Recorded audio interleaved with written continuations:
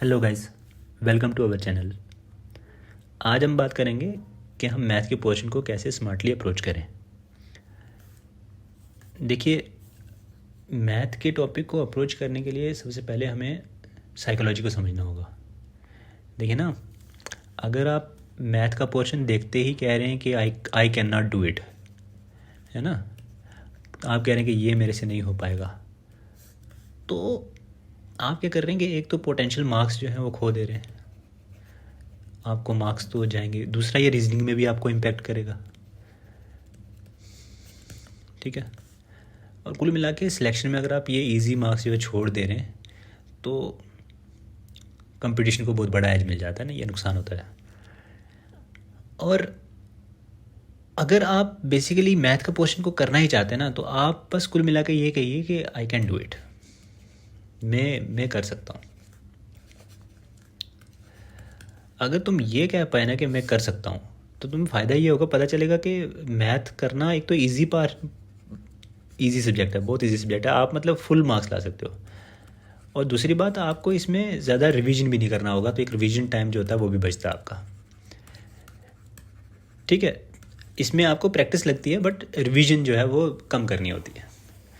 और दूसरी बात, आप इसके जो आंसर होते हैं वो आप on spot kind of check भी कर सकते हैं, तो आप श्योर हो के आंसर मार सकते हैं। तो ये कुछ इसकी इस सब्जेक्ट के एडवांटेज है, ठीक है।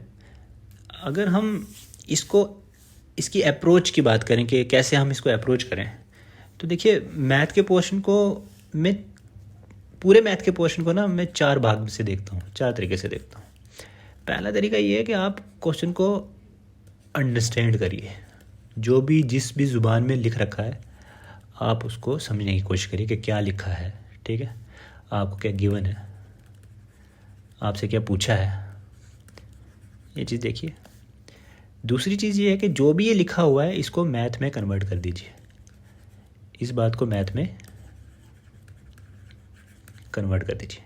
कन्वर्ट करने के लिए आपको क्या लगेगा, बेसिकली आपको मैथ की लैंग्वेज को समझना होगा। मैथ बेसिकली एक लैंग्वेज है, और उस लैंग्वेज को आप समझ जाएंगे तो आप जो बात इंग्लिश में लिखी हुई होगी उसको किसी तरीके से मैथ में भी कर पाएंगे। देन उसके ऊपर आप कुछ कुछ ऑपरेशन लगा के सॉल्व करिएगा। देखिए, लोग सोचते हैं कि मैथ ये है, लोग इस चीज़ से डरते रहते हैं कि सॉल्व, ये ईजी पोर्शन होता है, हम अभी इसको डिस्कस करेंगे, ये ईजी पोर्शन होता है। और लास्ट पोर्शन है कि आप क्वेश्चन को रिप्रेजेंट कैसे करेंगे।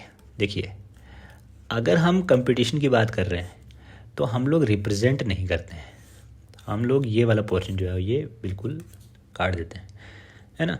और इसकी वजह से होता क्या कि हमारी साइकोलॉजी पे इफेक्ट पड़ता है। हम लोग अब as soon as possible answer लाने की कोशिश करेंगे, as soon as possible answer आएंगे, ठीक है जनाब। रही बात सॉल्व करने की, तो सॉल्व करने में देखिए बहुत बेसिक्स लगते हैं, बहुत बेसिक्स लगते हैं। तो आपको देखिए, हम कोशिश करेंगे कि शुरू से उठाने की कोशिश करेंगे, बट बेसिक्स की आप जो भी पोर्शन अब इससे आगे कवर होगा, हम सब्जेक्ट सिलेबस वाइज आगे चलेंगे, तो जो बेसिक्स हैं वो देखिए कि वो आपके कितने स्ट्रांग हैं और कितने स्ट्रांग करने हैं। तो बेसिक्स के ऊपर एक छोटी सी वीडियो बना लेंगे हम कि क्या क्या आपको प्री रिक्विजिट है यहाँ पे, मतलब आने से पहले पहले आपको क्या क्या पता होना चाहिए। बहुत बेसिक सी चीज़ें छोड़ देंगे हम, जैसे प्लस करना मैं नहीं सिखाऊंगा, अगर आप एक बार कोशिश करें, नहीं तो अगर मैसेज करेंगे तो हम सिखा भी देंगे, ठीक है। ये चीज़ें आपसे बात की जाएगी।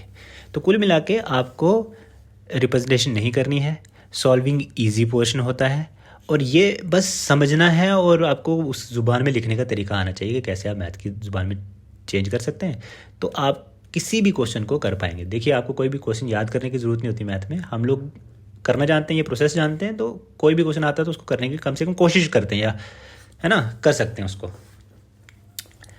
तो आप देखिए, आप अपना सिलेबस डाउनलोड करिए, जो भी एग्ज़ाम की तैयारी कर रहे हैं। अगर आप जेई की तैयारी कर रहे हैं तो जेई का सिलेबस डाउनलोड करिए, ठीक है।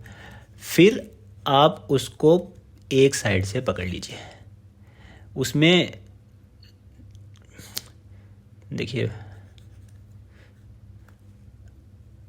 जो भी आपका सिलेबस होगा उसको आप ऐसे करके देखिए कि कौन सा ऐसा है जो आपको लैंग्वेज की तरह सीखना है आपको, ताकि अंडरस्टैंड में काम आए। आपको समझना होगा कि आप इनमें से किस जगह पे कमज़ोर हैं। अंडरस्टैंडिंग में आप क्वेश्चन में रह गए, या फिर आप उसको मैथ की ज़ुबान में नहीं कन्वर्ट कर पाए, या फिर उसको आप सॉल्व नहीं कर पाए, या फिर रिप्रेजेंट की तो बात ही नहीं है, सॉल्व नहीं कर पाए। ये 3 पैरामीटर हैं। तो आपको यहाँ पे अपने आप को समझिए कि मेरे को अंडरस्टैंडिंग में अगर प्रॉब्लम है तो मतलब मेरी वोकैब और अच्छी करनी पड़ेगी मुझे। अगर मेरे मैथ में कन्वर्ट करने में अगर मान लीजिए मेरे को दिक्कत आ रही है, तो मेरे को बहुत बेसिक का कंसेप्ट है, बहुत बेसिक कंसेप्ट है, एक छोटी सी वीडियो में ये क्लियर कर दिया जाएगा। तो उस वीडियो को भाई दोबारा देख लेना, ठीक है। और रही बात सॉल्व करने की, तो सॉल्व करने के लिए देखिए प्रैक्टिस, एक किसी बड़े अक्षरों में काश लिख पाता कहीं पे, क्या अच्छा होगा, कुछ नहीं लग रहा, छोड़िए। तो सबसे इम्पॉर्टेंट जो चीज़ at the end of the day निकल के आती है वो है प्रैक्टिस। आप क्वेश्चंस की प्रैक्टिस करिए। देखिए प्रैक्टिस जितनी बार मैं लिखूँगा उतना कम है। आप हर दिन हर क्वेश्चन की जो है वो आहिस्ता आहिस्ता प्रैक्टिस करने की कोशिश करिए, और कंसेप्ट को आहिस्ता आहिस्ता हम लोग बिल्ड करेंगे। आप हमारी इस जर्नी में आपका हम पूरा साथ देंगे। आपका बहुत बहुत शुक्रिया इस वीडियो में एंड तक बने रहने के लिए।